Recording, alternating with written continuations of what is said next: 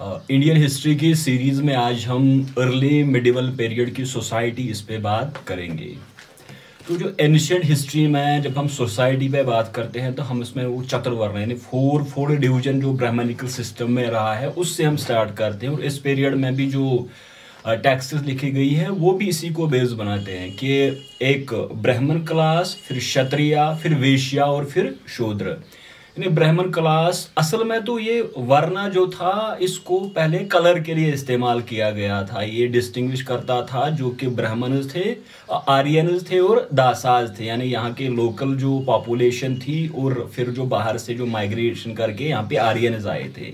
बाद में ये ऑक्यूपेशन के साथ जुड़ा, यानी वो जो पुरुष था हिम जो ऋग्वेदा में है उसकी बेसिस पे ये फोर डिवीजन सोसाइटी का यानी ब्राह्मण का काम है। जो रिलीजियस ड्यूटीज है पढ़ाना, फिर जो सेक्रीफाइसेस वगैरह वगैरह। उसके बाद जो क्षत्रिय आप समझिए कि पॉलिटिक्स, मिलिट्री बैटल्स वगैरह उनमें उनका काम है। फिर वैश्य जो है उनका काम है कि मतलब एग्रीकल्चर और फिर ट्रेड के साथ वो जुड़ गए, जबकि शूद्र का काम है लेबर और फिर वो सर्विसेज प्रोवाइड करना। तो इस पीरियड में भी यही मतलब इसकी बेसिस है। और एक और जो इसमें जिसको हम प्रोलिफरेशन ऑफ जातीज वो जो ब्राह्मणिकल टेक्स्ट्स बात करते हैं कि जाति जिसको हम मिडिवल में कास्ट सिस्टम से हम जान सकते हैं या समझ सकते हैं, तो ये असल में उसको वरना समकर यानी इंटरमिक्सचर ऑफ कास्ट हो गया था। यहाँ जो ब्राह्मणिकल सिस्टम में जो मतलब एक सिस्टम बना था ये फोर डिवीजन का, इसमें क्रैकर्स डेवलप हो गए और फिर जो यानी ये इंटरमिक्सचर ऑफ कास्ट उससे जातीज वजूद में आ गई, कास्ट वजूद में आ गई। मैं इस पर थोड़ा टाइम बाद बात करूंगा। तो पहले यही मतलब एक फोर डिवीजन, इसमें क्या था एक मतलब एक डेवलपमेंट हो गई। वो ये था कि जो मतलब शूद्राज थे उन्होंने एग्रीकल्चर शुरू कर दिया। एग्रीकल्चर असल में वेश्याज के साथ जुड़ा हुआ था, ये जो ब्राह्मणिकल एक स्ट्रक्चर था। लेकिन इसमें क्या हो गया कि शूद्रा दे टर्नड इनटू एग्रीकल्चरिस्ट, या वो कल्टीवेशन में आ गए। अब इसको जो ब्राह्मण थे वो इसको वही वर्ण समकरा यानी कि एक प्रॉब्लम खड़ी हो गई वहां पे। अब ये प्रॉब्लम जब खड़ी हो गई तो उससे क्या हो गया, उससे एक बहुत बड़ी प्रॉब्लम इस पूरे जो ब्राह्मणिकल स्ट्रक्चर में आ गई। यानी जब वेश्यास कल्टीवेटर्स बन गए तो सिस्टम जो था उसमें प्रॉब्लम शुरू हो गई थी। वो ब्राह्मण यहां से एक नए एक पीरियड की शुरुआत करते हैं। वो इसको कहते थे कि ये कलयुग का पीरियड है, यानी एक डार्कनेस का पीरियड आ गया। अच्छा, उसमें क्या था कि जो टैक्सेस प्रोवाइड कर रहे थे स्टेट को वो यही ये जो नीचे के दो क्लासेस थे वेश्याज और शूद्राज। आप समझिए कि इन्होंने ब्राह्मणिकल जो सिस्टम है उसके खिलाफ इन्होंने एक बगावत का आगाज किया, यानी they decline to pay taxes. तो एक डिसेंट वहां पे शुरू हो गया कि that we are not going to pay taxes to this king और दिस ब्राह्मणिकल सिस्टम में जो भी सिस्टम था उसको हम टैक्स प्रोवाइड नहीं करेंगे। अब क्या हो गया कि पूरा जब टैक्सेशन सिस्टम ही डिस्टर्ब हो गया तो टैक्स लिखते हैं कि कलयुग शुरू हो गया, यानी पूरा सिस्टम ही डिस्टर्ब हो गया। अब नेचुरली क्या था कि इसमें अब जो किंग था जब उसके पास मतलब मनी नहीं थी, जब उसके पास टैक्स नहीं आ रहा था, तो उन्होंने क्या शुरू किया कि दे स्टार्टेड टू पे दिस लैंड इन लिeu ऑफ जो सर्विसेज थे या मतलब जो ब्राह्मण थे, क्योंकि वो सिर्फ पढ़ाई लिखाई के साथ वो काम कर रहे थे तो naturally they depend on state for grants. तो अब जो वो दान उनको दिया जा रहा था वो उनको मनी के बजाय, कैश के बजाय अब उनको लैंड देनी शुरू कर दी इस मतलब जो बादशाह थे, जिसको हमने लैंड ग्रांट्स में डिस्कस कर दिया कि वरना समकरा हो गया। जब एक शूद्र और वेश्या की आप समझे एक अलायंस बन गया उनका और उन्होंने ये डिक्लाइन किया कि हम अब टैक्स पे नहीं करेंगे, तो नेचुरली अब मनी की शॉर्टेज वहां पे हो गई। जब मनी की शॉर्टेज हो गई तो अब जो मतलब डिपेंडेंट थे आप जो मतलब आप समझिए कि ब्यूरोक्रेसी जो थी उस टाइम, मिलिट्री नोबल्स जो थे या ब्राह्मण जो थे, so naturally they were gifted now this land.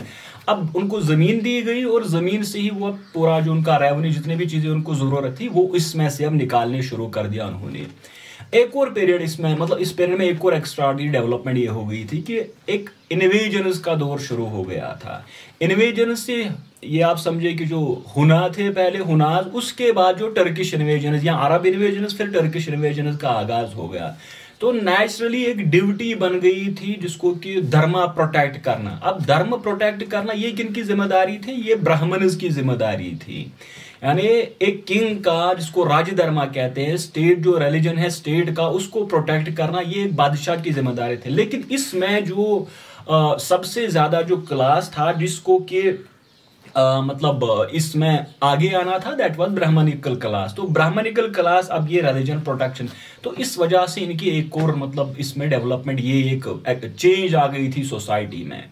अब जब ब्राह्मणों के पास प्रॉपर्टी आ गई, यानी पहले ये सिर्फ मजहब के साथ जुड़े थे, जो मजहब पढ़ा रहे थे, या मतलब सेरेमनीज जो थी, सेक्रीफाइसल सेरेमनीज उनको हेड कर रहे थे, फिर इसी तरह से वो अश्वमेधा वगैरह वगैरह सेक्रीफाइसेस। लेकिन इस पीरियड में ये चेंज आ गई थी कि Brahmanas now they were becoming property seeking and property owning class, कि अब वो प्रॉपर्टी चाहते भी थे और फिर उनके पास प्रॉपर्टी मतलब वो ओन भी कर रहे थे।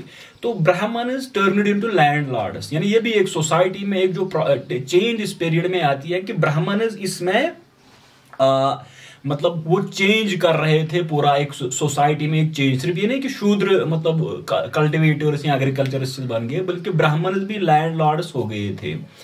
अब जब ये मतलब आप देखिए कि पूरी जमीन जो थी वो इनको दी जा रही थी, तो इस वजह से क्लास डिफरेंशिएशन जो थी वो और ज्यादा मतलब वाइडन हो गई।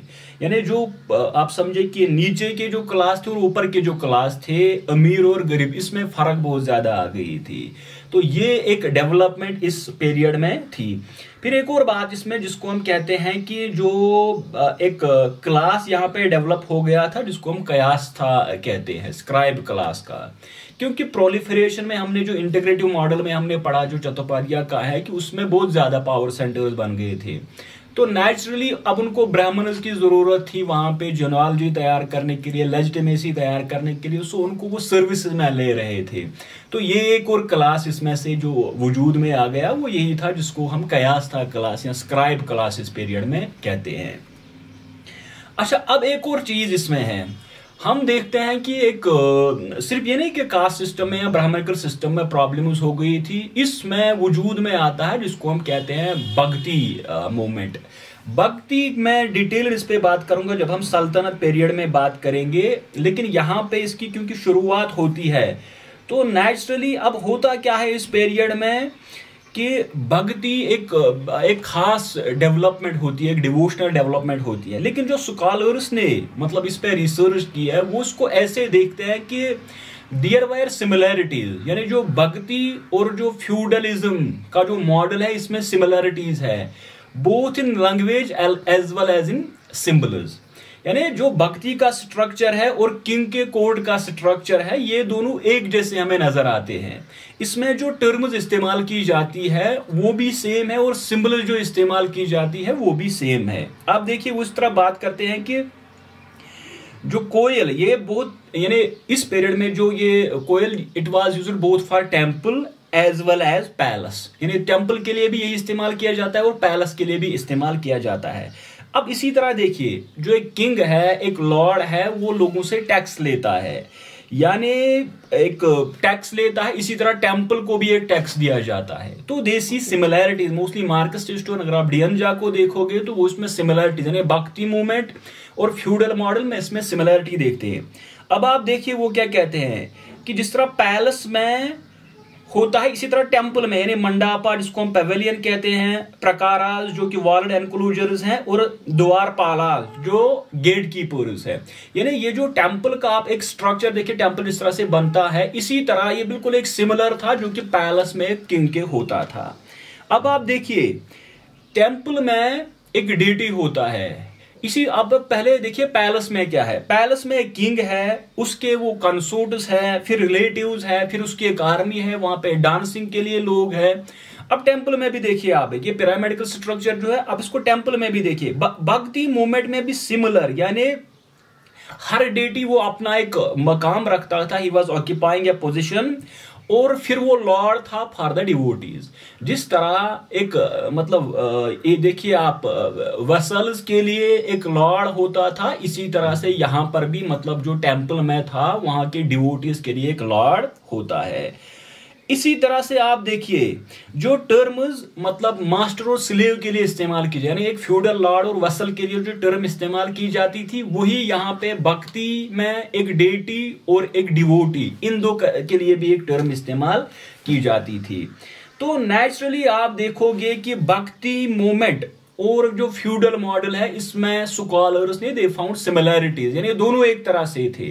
ये एक मतलब सिर्फ जिसको समझा जाता है कि ये ब्राह्मणिकल सिस्टम के खिलाफ रिएक्शन थी, बल्कि सिर्फ ये नहीं, बल्कि ये इंटरप्रिटेशन भी है कि ये एक ब्राह्मणिकल क्रिएशन थी, यानी वो एक आप समझे कि एक कंसेंट या उसको मैन्युफैक्चर करना चाहते थे लोगों में। जिस तरह भक्ति से एक डेटी होता है, एक देवता वहां पे होता है, उससे जो डिवोटी इसको अकीदतमंद समझ सकते हैं, तो इसी तरह एक बादशाह है और फिर जो वहां की मतलब उसका पूरा कोर्ट है, पैलेस है, फिर जो वहां पर पूरा एक सिस्टम है। तो भक्ति मूवमेंट और फ्यूडलिज्म इसमें सिमिलरिटी है, बोथ इन आप इसको कह सकते हैं कि एक सिस्टम में, वोकैबुलरी में जो टर्म जो इस्तेमाल की जाती है, as well as in structure. तो ये एक बड़ा इसमें एक और डेवलपमेंट होती है इस पीरियड में। अब आप देखिए सिर्फ यही नहीं है, बल्कि इस पीरियड में एक इंपॉर्टेंट डेवलपमेंट जो होती है, that is called as proliferation of jatis, यानी जातीज बहुत ज्यादा इस पीरियड में फैल गई थी। इसको ऐसे हम समझ सकते हैं कि जो इस टाइम की जो इंडिया की पॉपुलेशन थी, मैक्सिमम पोर्शन या major portion of population that was outside the Brahmanical system, यानी जो 4-4 डिवीजन है इससे अलग, यानी इसके बाहर की दुनिया में ज्यादा लोग रह रहे थे as compare to in the Brahmanical system.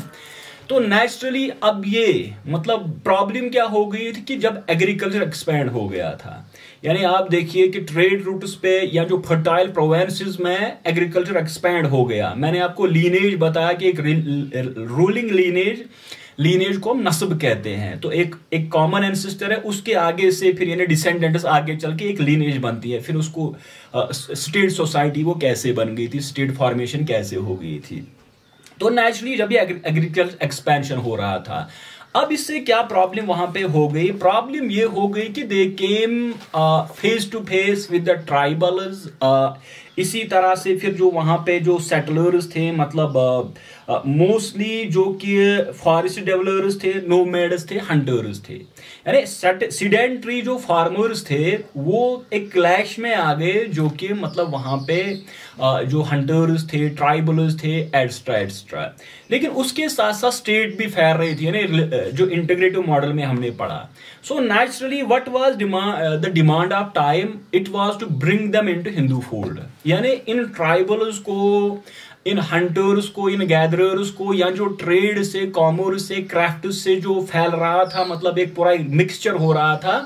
So naturally they were to be brought into this Brahmanical system। तो हम देखते हैं इस पीरियड में एक अपवर्ड सोशल मोबिलिटी है। एक हमारे यहाँ इंडिया में एक बड़े सोशलिस्ट रहे हैं जिसको कहते हैं कि एम एन श्रीनिवास। तो उन्होंने एक टर्म इस्तेमाल किया, संस्कृताइजेशन, यानी जो लोअर क्लासेस है या जो एस्पायरिंग पीपल है वो हायर रैंक कैसे हासिल करते थे, यानी जो मूव अपवर्ड होते थे वो इस संस्कृताइजेशन से। तो फिर वो संस्कृताइजेशन में एक बड़ा डिबेट है कि वो कौन सी चीजें कॉपी करते थे, वो क्या क्या चीजें कर रहे थे। लेकिन क्योंकि यहाँ हम सोसाइटी और पॉलिटी के साथ मतलब यहाँ पे हम जुड़े हुए, लिहाजा हम उस पर बात करेंगे। तो जो अपवर्ड सोशल मोबिलिटी मतलब जो ग्रुप्स जिनको चाहिए थी, वो धीरे धीरे करके उनको ब्राह्मणिकल फोल्ड में लाया जाता था।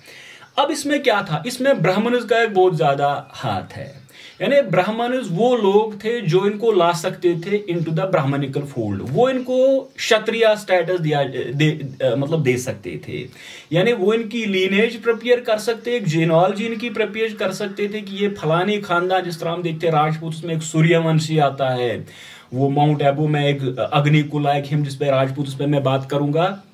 तो हम देखते हैं कि ब्राह्मण वो लोग थे जो इनको इसमें दाखिल कर सकते थे, यानी जो इनका स्टेटस बढ़ा सकते थे। अगर ये लोअर क्लासेस से ताल्लुक रखते थे, they can be brought to the Kshatriya status, वो क्षत्रिय इनको बना सकते थे।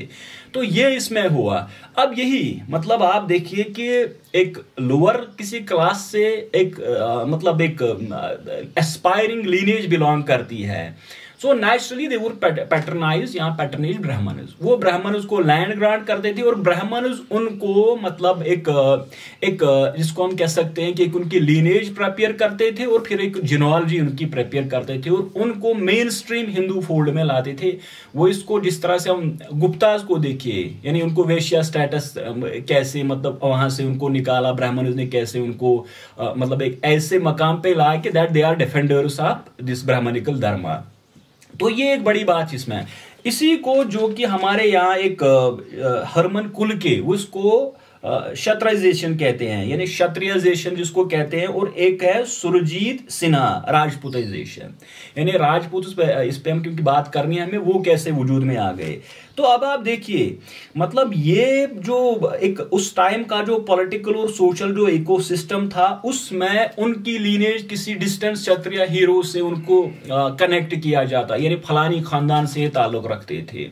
फिर उनको मतलब जब मेन ब्राह्मणिकल फोल्ड में लाया जाता था फिर उनका एक कल्ट बनता था, वो किसी टेम्पल को पैटर्नेज करते थे जहां पे इसी भक्ति कल्ट को वो मतलब एक पैटर्नेज देते थे।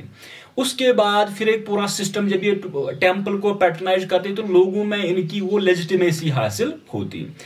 अब टेम्पल के साथ क्या जुड़ा हुआ है इस चीज में, वो ये है कि ब्राह्मणिकल सिस्टम में इस पर में हम बहुत ज्यादा बड़े बड़े टेम्पल्स देखते हैं। वो यही था क्योंकि जो रॉयल डायनास्टीज थी या लीनेजेस थी उनको लेजिटिमेसी चाहिए थी तो उसको पैटर्नेज देते थे, यानी उसके साथ वो लैंड ग्रांट लगाते थे और उस लैंड ग्रांट से वो पूरा एक सिस्टम वहां पे डेवलप होता था। और इसी पीरियड में हम देखते हैं कि एक तीर्थ यानी पिलग्रिमेज उसका एक बहुत बड़ा एक दौर हो गया, यानी वो जो तीर्थ यात्रा निकालते हैं उसके लिए भी पूरा इन्होंने सिस्टम इसमें प्रोवाइड किया। इसी तरह से जो ब्राह्मणज थे वो भी एक अलग तरह से इसमें बेनिफिशियरी हो गए। वो इस तरह से जो किसी क्षत्रियजेशन राजपूताइजेशन या सनत से ताल्लुक रखता है, उनके एक कंसेप्ट था वहां पे जिसको प्रयाश्चित कहते हैं, इन्हें रिपेंटेंस, या हमारे यहाँ इसको तौबा कहते हैं, इन्हें रिपेंटेंस प्रयाश्चित करना। तो अगर किसी ने गुनाह किए हो मतलब एक सिनर है, so naturally he would make दान, यानी वो गिफ्ट करेगा। वो अब गिफ्ट क्या करेगा, यही लैंड ग्रांट्स करेगा। तो इससे ब्राह्मणिकल एक पूरा एक जो क्लास था वो ज्यादा से ज्यादा मजबूत हो रहा था। अब यही नहीं, अब क्योंकि लोगों को इसके साथ जोड़ना था तो नेचुरली जो भक्ति मूवमेंट है उसको बहुत ज्यादा वहां पे इम्पेटस मिला, क्योंकि टेम्पल डेवलप किए गए, वहां पे एक खास कल्ट को बनाया गया, फिर उसमें जो ग्रुप सिंगिंग वगैरह वगैरह होती है, तो इस तरह पूरा एक सिस्टम क्रिएट किया गया यहाँ पे।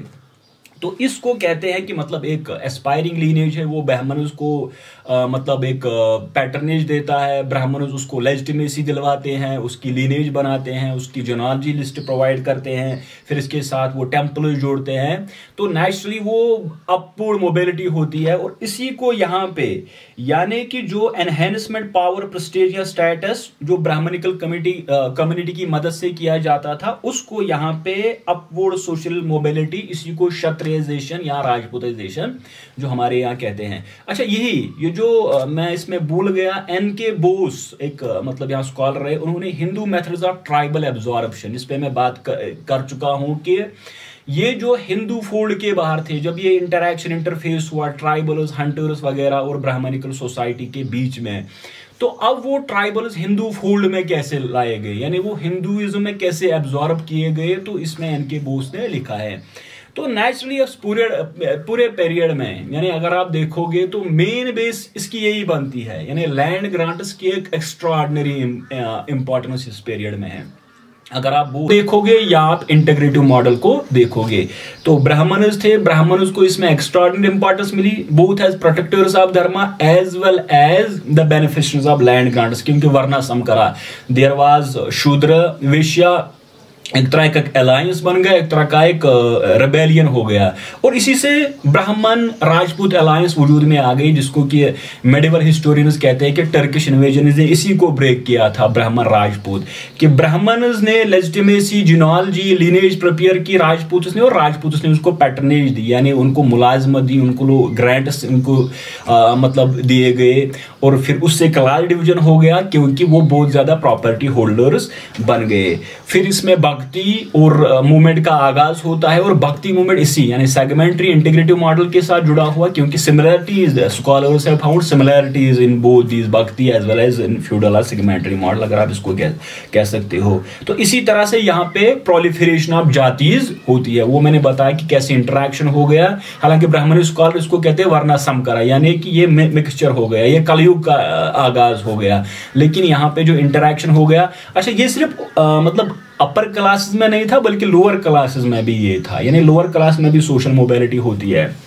और लास्ट चीज जो इसमें मैं मतलब डिस्कस करना चाहता हूं वो है कि इसमें जो एग्जिस्टिंग वर्ना सिस्टम था वो ब्रेक डाउन हो रहा था।